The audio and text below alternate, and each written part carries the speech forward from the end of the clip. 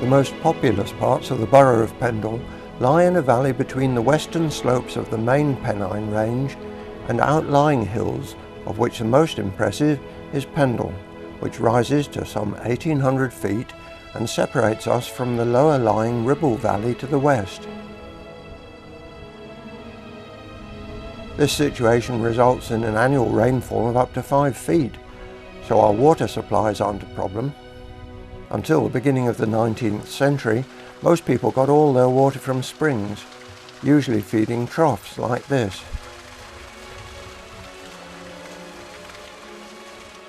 Farmers who lived at a distance from the town probably had the cleanest supplies, straight from hills grazed only by sheep. The farms were built along the contour at which the springs came to the surface.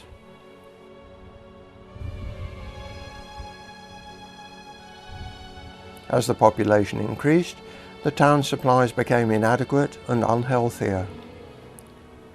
Town water boards were set up in the early 1800s, and springs on the outskirts were tapped and the water stored in reservoirs. As these in turn became inadequate, the 1900s saw the water being drawn from further out still. Dams were built and boreholes sunk.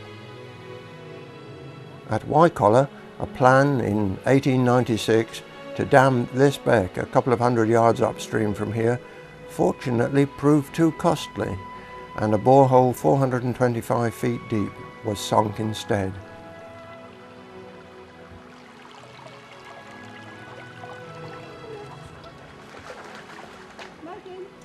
Just as well, because existing but ruinous buildings might well have been demolished for their stone. It had happened elsewhere.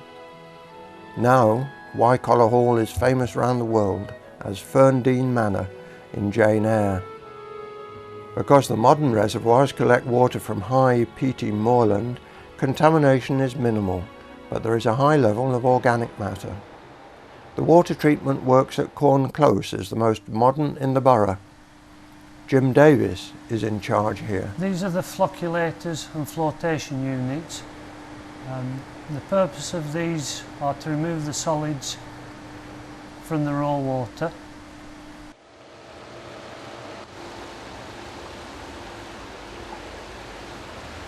After the solids have been removed in the flotation units, the water passes through to the primary filters. These remove any solids that have carried over from the flotation units. From the primary filters, the water passes through to the secondary filters. These remove the manganese from the water before it passes through to the service reservoir. It's gravity fed from the service reservoir down into Lenshaw Bridge and Colne. Continuous sampling in the laboratory allows us to see the untreated water, the appearance after the organic matter has been floated off, and after the final filtration.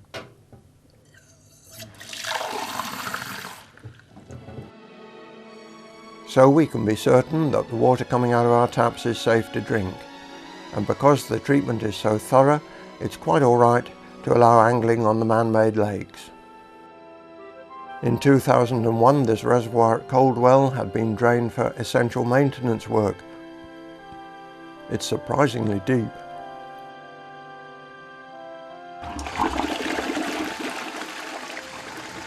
And when we finished with all this water, at Colne Wastewater Treatment Works, Graham Entwistle explained that part of the inflow comes from a local abattoir. When the flow gets to the site via sewers, and it's all gravity fed, the first part of the treatment is we screen out large bits of material which may block the equipment further down the line on the site. The next part of the treatment, the flow is slowed down in a channel, and this allows the grit to settle out. The reason why we need to take the grit out is because it damages the pumps downstream, it scours out the pipework, and over a few years it causes a lot of damage and causes blockages. The next stage is what we call primary treatment, where the sewage is allowed to settle out on this site in two large round tanks, and there is a set retention time. That means that the liquid is allowed to stay in this, the floor is allowed to stay in this tank for a certain period of time, which allows more solids to float out into a sludge. Now this process usually removes up to about 50% of all the polluting matter in the sewage. So we remove quite a lot of impurities during that settlement. From there, the floor then goes on this particular site, is sprinkled onto cork beds, cork and granite media as we call it. That's lumps of stone which allow bacteria to live and thrive within the media. Now this part of the treatment is a biological treatment. We can't settle out or purify the sewage anymore, so now we need bacteria to break it down. So by sprinkling the sewage onto these beds, it gives a greater surface area, and the bacteria can also thrive and digest the nutrients or the food or the sewage, however you want to call it.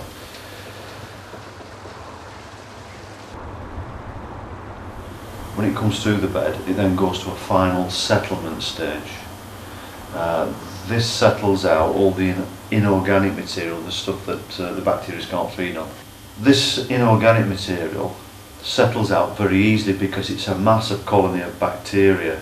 We call it a biomass because there is big masses of bacteria clinging to the particles which normally would stay in suspension. It adds mass and weight and then it settles out. So that's the final treatment. The top water then decants and then goes to the river.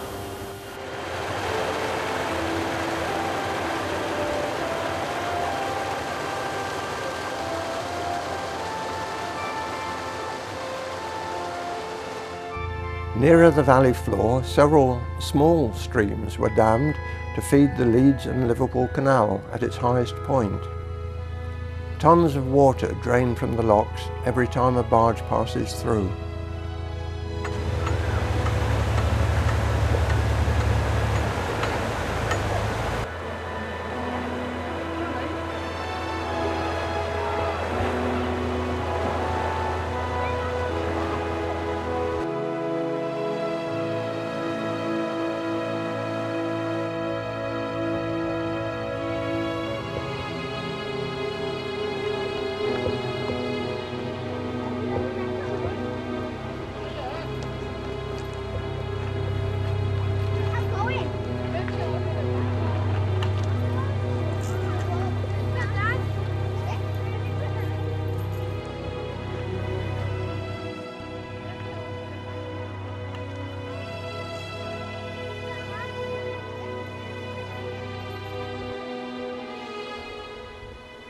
In one smaller valley, there is a chain of 3 man-made lakes, home for many birds.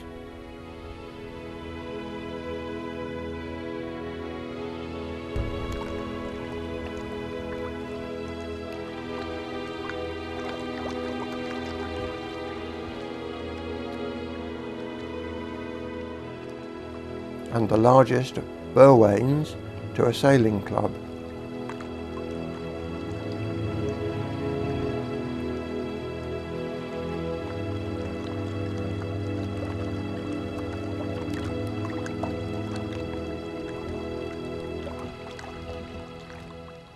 Look for the source of this canal water and you find surprisingly small becks. This one is dual purpose. A track runs along it for 100 yards. Using it in winter can be a bit dodgy.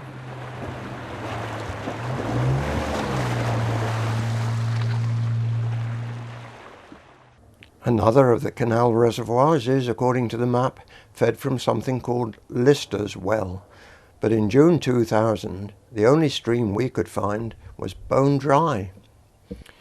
Nevertheless, in its time, it not only fed the canal, but also, on the way, turned a mill's water wheel. And it was for water wheels that the lowest and some of the oldest of the reservoirs, the mill lodges, were formed to power the earliest machinery in the wool and later the cotton mills for which Lancashire became famous. Often the leats have disappeared, but these at Higher Ford poured tons of water onto an undershot wheel that used to turn in this pit and powered spinning machinery. This wheel was 24 feet in diameter and 10 feet wide.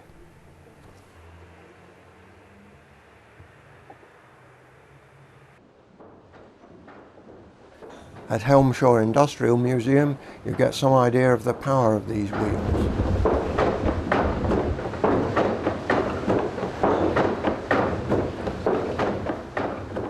At a later date, the water was used for massive steam engines, like this carefully conserved example at Bancroft Mill.